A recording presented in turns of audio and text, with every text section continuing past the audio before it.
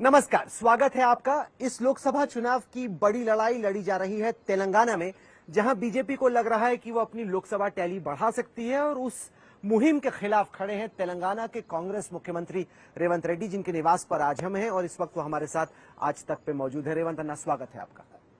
Is this really the battle of 2024, a battle between Revanth Reddy and Narendra Modi in Telangana? नहीं। National election में Rahul Gandhi versus Narendra Modi. Telangana में आए तो किशन रेड्डी वर्सेस रेवंत रेड्डी की लेवल प्लेइंग फील्ड इक्वल है। मैं प्राइम मिनिस्टर से मुझे क्या लेना देना है, मेरा डोमेन में कोई है, उन्हीं नेता से मेरा टक्कर है। पर आपका प्राइम मिनिस्टर से क्या रिश्ता है, इस पे काफी स्पेकुलेशन चलती रहती है। आप उनको बड़ा भाई बोलते हो, तो क्या आपने इक्वेशन फॉर्म किया बड़ा भाई और छोटा भाई के बीच में? नहीं, ये लोग कुछ लोग गलत फहमी फैलाने के लिए कोशिश कर रहा है।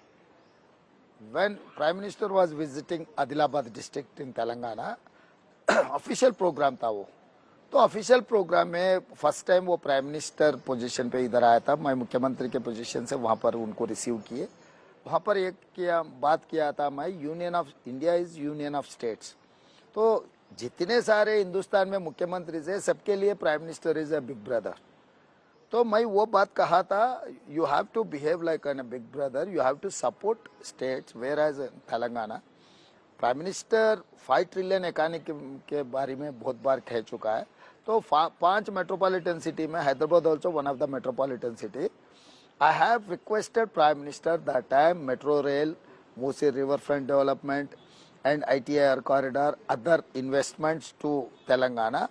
तो वो समय पर मैं ये बात कहा कि आप 13 इयर्स मुख्यमंत्री थे, 10 साल प्रधानमंत्री थे, तो तेलंगाना अगर डेवलप हो गया, तेलंगाना इकोनॉमी इंक्रीज हो गए, तो आपके 5 ट्रिलियन इकोनॉमी को मदद मिलने वाले।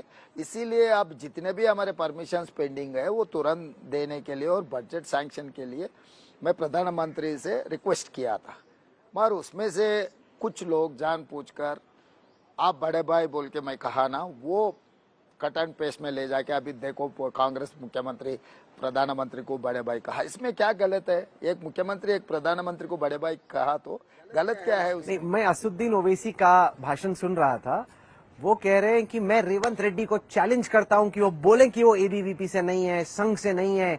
उन सबको तो लग रहा है कि आप कांग्रेस छोड़ के इलेक्शंस के बाद बीजेपी ज्वाइन कर लोगे। राहुल, वो मेहनत करने का जरूरी नहीं। मैं खुद जिस दिन कांग्रेस पार्टी में ज्वाइन होने के लिए राहुल जी से मिला था, आई हैव टोल्ड हिम, बस my background is Vidyarthi Parishad, my student activities में very actively participated in Vidyarthi Parishad activities. After that I went to business, after that I have got elected independent ZPTC, independent MLC, then I have joined in Naidu party, after that I have joined in Congress.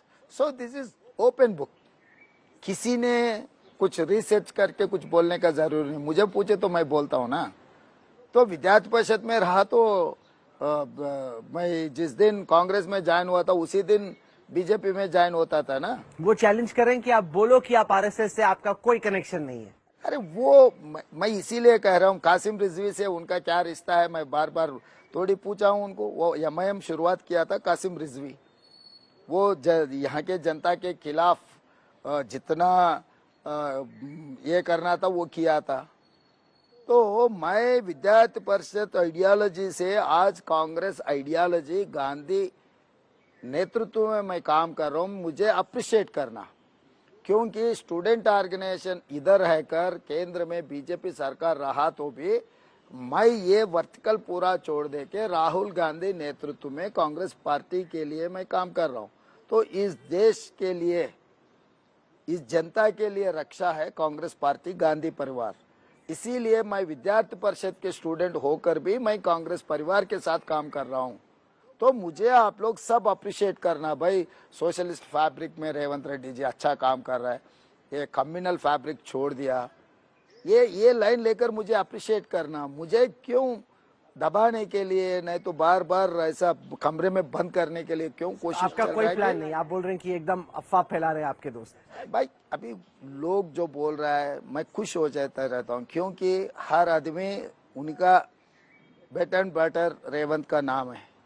वो असद हो, KCR हो, BJP हो, तो तेलंगाना में कोई भी राजनीति में सर्वाइवल होना है तो मेरा नाम लेना ही पड़ता। तो मेरा नाम लिए तो मुझे अच्छा ही लगता है, उसमें क्या है। प्राइम मिनिस्टर मोदी जब भी तेलंगाना में आते हैं बहुत अटैक कर रहे हैं आप गवर्नमेंट के ऊपर, कह रहे हैं कि रेवंत रेड्डी आया और करप्शन आ गई। उन्होंने बोला कि वो फिल्म आई थी RRR, आजकल RR टैक्स है। उन्होंने बताया नहीं RR, लेकिन क्लियर हो गया कि रेवंत और राहुल का टैक्स है करप्शन का। तो कह रहे हैं Congress is back, corruption is back. तो मैं मोदी जी से experience and age wise is next level आदमी है। जब ये बात जो बात कह रहा है तब उनके अगल बगल में कौन बैठा हुआ था? लिकर स्कैम में जो लोग कंपनी से है वो लोग इलेक्टोरल बॉन्ड्स दिए आपको, जहां पर गया भाषण दिए, अजित पवार को बगल में बिठा लिए। कर्नाटक में गया जो भाषण दे रहा है देवगौड़ा कुमारस्वामी को साथ में बिठा लिए। आप असम गए हेमंत बिश्वा शर्मा को साथ में बिठा लिए, नवीन जिंदल को आप साथ में बिठा लिए। मतलब highest charges who are facing corruption, तो वो लोग सब आपके मंच पे आपके अगल बगल में चार चार कुर्सी में वही लोग बैठा हुआ है। मोदी जी करप्शन के खिलाफ बोल रहे हैं। अगर सचमुच मोदी जी करप्शन को कुछ कम करना है, करप्शन अगर इरेडिकेट करना है, तो पहले उनके अगल बगल में जो लोग हैं उनको जेल को भेजना है। मगर जब अपोजिशन में रहते ये सब चार्जेस लगाते, जब उनके पार्टी में आ गए तो वॉशिंग मशीन में पूरा साफ वॉशिंग में हो जा रहा है, निर्मा वॉशिंग पाउडर जैसा। तो ये इसीलिए मोदी जी बात को लोग यकीन करना छोड़ दिए, क्योंकि बोलने का लगे करने का लगे ये किसी नेता के लिए ठीक नहीं है।